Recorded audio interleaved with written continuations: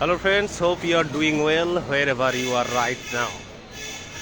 ব্রহ্মা, বিষ্ণু ও মহেশ্বর অর্থাৎ আমাদের যে এই সভ্যতার আদি সভ্যতার যে প্রাচীন আধ্যাত্মিক ধর্মীয় সাহিত্য অর্থাৎ বেদিক লিটারেচার বলা হয়, সেটা ঋগ্বেদ হতে পারে, পুরাণিক লিটারেচার হতে পারে। সেখানে আমরা তিনটি খুব জনপ্রিয় ব্যক্তিত্বের গল্প, কথা, কাহিনী আমরা কিন্তু দেখি।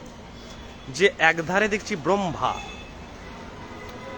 একধারে দেখছি বিষ্ণু লর্ড, আর একধারে দেখছি শিব বা মহাদেব।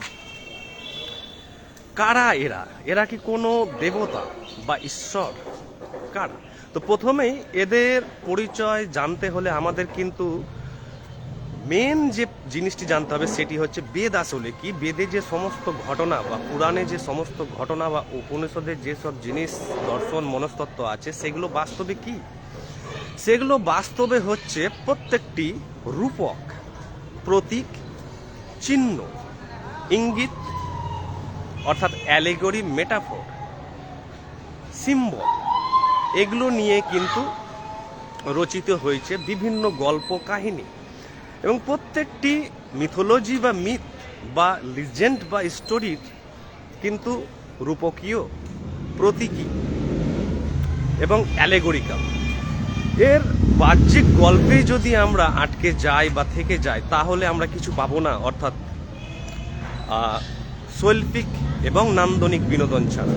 অর্থাৎ আমাদের শুনতে ভালো লাগছে গল্প, ব্যাস এখানে আটকে গেলাম। আর এখানেই আটকে আছে সারা বিশ্বের কোটি কোটি মানুষ। তো কিভাবে বুঝবো, কিভাবে জানবো এবং গভীর রহস্যে আমরা কিভাবে পৌঁছাবো, যেখানে ঋষিরা বড় বড় যে সাহিত্যিক ছিলেন, দার্শনিক ছিলেন, মনস্তত্ত্ববিদ ছিলেন, বিজ্ঞানী ছিলেন, বড় বড় বুদ্ধিজীবী এবং লেখক ছিলেন তারা, অর্থাৎ প্রাচীন লেখক, এবং তারা প্রচণ্ড ইন্টেলেকচুয়াল, প্রচণ্ড পরিমাণে ফিলোজফিক্যাল, প্রচণ্ড পরিমাণে সাইকোলজিক্যাল, প্রচণ্ড ক্রিয়েটিভ, প্রচণ্ড সায়েন্টিফিক।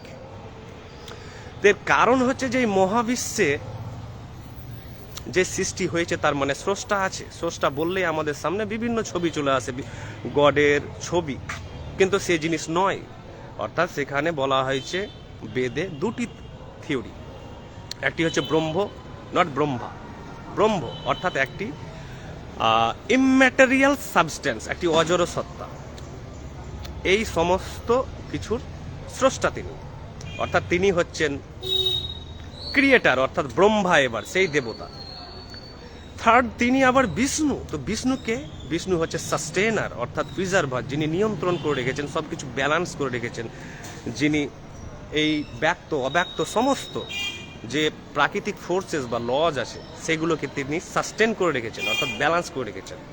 নিয়মে সব চলছে, এই যে গ্রহ, নক্ষত্র, বায়ুমণ্ডল, ইকোসিস্টেম, সমস্ত কিছু নিয়মে চলছে এবং পারফেক্ট নিয়ম, সেই নিয়ম, সেটি হচ্ছে বিষ্ণু। থার্ড হচ্ছে শিব বা মহাদেব বা মহেশ্বর যাকে বলছি। তো আমরা যদি এর রূপককে দেখি, অর্থাৎ এর পেছনের সত্য, এর গভীর সত্য হচ্ছে যে তিনি হচ্ছেন ডেস্ট্রয়ার, অর্থাৎ প্রকৃতি কি করেন, সৃষ্টি করে নিজেই, প্রকৃতি আবার ব্যালেন্স করে নিজেই, সাম্যতা বজায় রাখে, আবার প্রকৃতি ধ্বংসও করে, যেমন দেখছেন ভূমিকম্প। তো একটু ডিস্টার্ব হচ্ছে এখানে নেটওয়ার্ক, যাই হোক। তো প্রকৃতি আবার ধ্বংস করছে।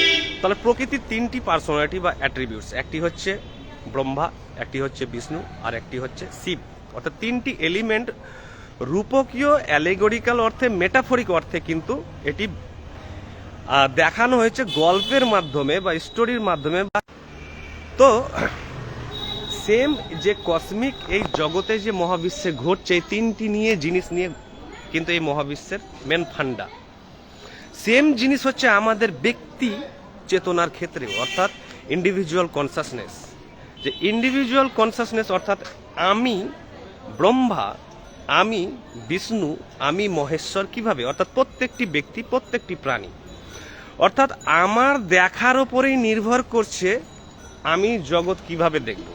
জগৎ লাল দেখব না নীল দেখব না হলুদ দেখব। তাই সমস্ত দার্শনিক এবং বিজ্ঞানীরা বলেন এই জগৎ হচ্ছে মানুষের চিন্তনের প্রতিফলন, অর্থাৎ মনের প্রতিফলন, অর্থাৎ মাইন্ড শেপস দ্য রিয়ালিটি। অর্থাৎ we are the creator of this reality which is true for us. অর্থাৎ আমাদের প্রত্যেক ব্যক্তি, নেটওয়ার্ক প্রবলেম, প্রত্যেক ব্যক্তি we are shaping and creating and generating, adapting, modifying the reality that is around, above, below us. আমাদের চারিপাশে যে reality, সব রিয়েলিটি কিন্তু আমাদের চোখের তৈরি, নির্মাণ। সেক্ষেত্রে আমি হচ্ছি ব্রহ্ম, অর্থাৎ উই আর, এই জগতের আমরা হচ্ছি স্রষ্টা বা মেকার। দ্বিতীয় হচ্ছে আমরাই সাস্টেনার, অর্থাৎ আমি বিষ্ণু, অর্থাৎ প্রত্যেক প্রাণী হচ্ছে বিষ্ণু মাইক্রোসেন্সে, অর্থাৎ সে কিন্তু সাস্টেন করে রেখেছি এই রিয়েলিটিকে। আমি ধরে রেখেছি যে আমি রিয়েলিটি, বামপন্থী রিয়েলিটিতে বিশ্বাসী না আইডিয়ালিজমে বা ম্যাটেরিয়ালিজমে বা কোয়ান্টামে না ম্যাটেরিয়াল সায়েন্সে, আমি কোন তত্ত্বে বিশ্বাসী, সেই বিশ্বাসকে কিন্তু আমি ধরে রেখেছি এবং সেই বিশ্বাস অনুযায়ী আমি কিন্তু জীবন নির্বাহন করছি। আমার সমস্ত ব্যাখ্যা বিশ্লেষণ সেই অনুযায়ী, এবং আমি তাকে সাস্টেন করে রেখেছি, ধরে রেখেছি।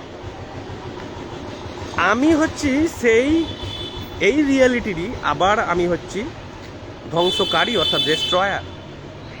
আমি ধ্বংস করছি মানে আমি চেঞ্জ করছি আমার ভিউকে, যে না এই ভিউটা খারাপ, সে তো I change my perception of the reality, I change my perception of everything, beginning from human transaction to the animal world. তো সমস্ত কিছুকে আমি চেঞ্জ করছি, অর্থাৎ আমি ডিস্ট্রয় করছি আমার পুরনো বিশ্বাসকে, আমার পুরনো সংস্কারকে, পুরনো কালচারকে, পুরনো যা কিছু বিশ্লেষণ, ব্যাখ্যা, মতামত আছে, আমি তাকে কিন্তু ডিস্ট্রয় করছি। কি দিয়ে? আবার নতুনভাবে সৃষ্টি করছি। তাই এই মহাবিশ্ব নতুনভাবে আবার সাইকেল হচ্ছে, রিজেনারেট হচ্ছে, রিক্রিয়েট হচ্ছে। আর এই খেলাটি ঘটে চলেছে, এই খেলাটি ঘটছে কিন্তু কসমিক লেভেলে, অর্থাৎ ইউনিভার্সাল লেভেলে, আর একটি ঘটছে কিন্তু ব্যক্তি স্তরে। তো দুই দিক দিয়েই কিন্তু এই রূপক বা অ্যালেগরি